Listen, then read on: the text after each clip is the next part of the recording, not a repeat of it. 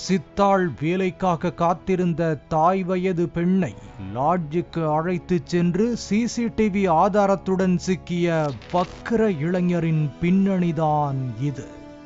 விழுப்புரம் மாவட்டத்தைச் சேர்ந்த பெண் தனது கணவருடன் ஏற்பட்ட கருத்து வேறுபாடு காரணமாக வேலை தேடி சென்னை விருகம்பாக்கம் பகுதியில் வசித்து வருகிறார். 47 வயது பெண்ணான இவர் குடும்ப வறுமையை போக்க சித்தாள் வேலைக்கு சென்று வருவதாக கூறப்படுகிறது. இந்நிலையில் கடந்த சில நாட்களுக்கு முன்பு சித்தாள் வேலைக்கு செல்ல யாராவது அழைப்பார்களா என விருகம்பாக்கம் சாய்நகர் மார்க்கெட்டில் சித்தாள் கூலி வேலைக்காக மக்கள் நிற்கும் இடத்தில் ஏக்கத்தோடு காத்திருந்தார். அப்போது வீட்டை கழுவி சுத்தம் செய்ய வேண்டும், அதற்கான சம்பளத்தை தருகிறேன் என அழைத்துள்ளார் அங்கு பைக்கில் வந்த இளைஞர். வேலை கிடைக்கிறது, அதில் கிடைக்கும் வருமானத்தை வைத்து இன்றைய பசியை போக்கிவிடலாம் என யோசித்த அந்த பெண் இளைஞருடன் நம்பி பைக்கில் ஏறி அமர்ந்துள்ளார். பார்க்கும்போதே பரிதாப நிலையில் இருக்கும் அந்த பெண்ணை அந்த இடத்திற்கு அழைத்து செல்ல எப்படித்தான் மனம் வந்ததோ.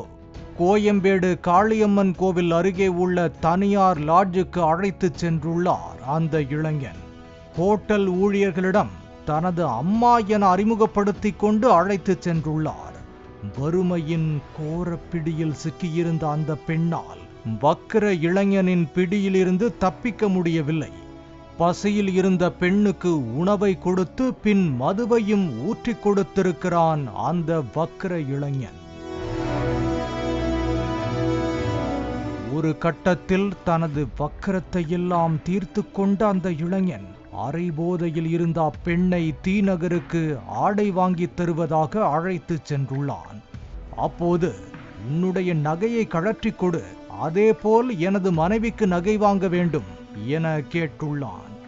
இந்த பெண்ணும் நம்பி நகையை கழற்றி கொடுத்ததாக கூறப்படுகிறது. அந்த தங்க நகையை வாங்கி கொண்டு எஸ்கேப் ஆனவன்தான். அதற்கு பிறகு அவனும் திரும்பி வரவில்லை, நகையும் கிடைக்கவில்லை.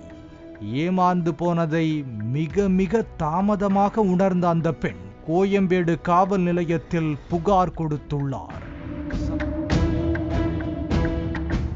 சம்பந்தப்பட்ட அந்த லாட்ஜிற்கு சென்று போலீசார் விசாரணை நடத்திய நிலையில் அவனது செல்போன் நம்பரை வைத்து திருச்சியில் இருக்கிறான் என ட்ரேஸ் செய்துள்ளார்கள்.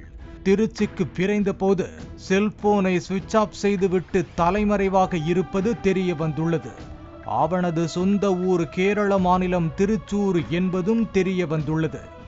மேலும் சென்னையில் ஆம்னி பேருந்து நிறுவனத்தில் வேலை பார்த்த அந்த இளைஞன் வேலையை விட்டுவிட்டு நண்பனின் பைக்கில் வந்து இப்படி ஒரு பாலியல் அத்துமீறலை செய்திருப்பதும் விசாரணையில் தெரிய வந்துள்ளது. இந்த நிலையில் வக்கிர இளைஞனை தேடி வருகிறது காவல்துறை.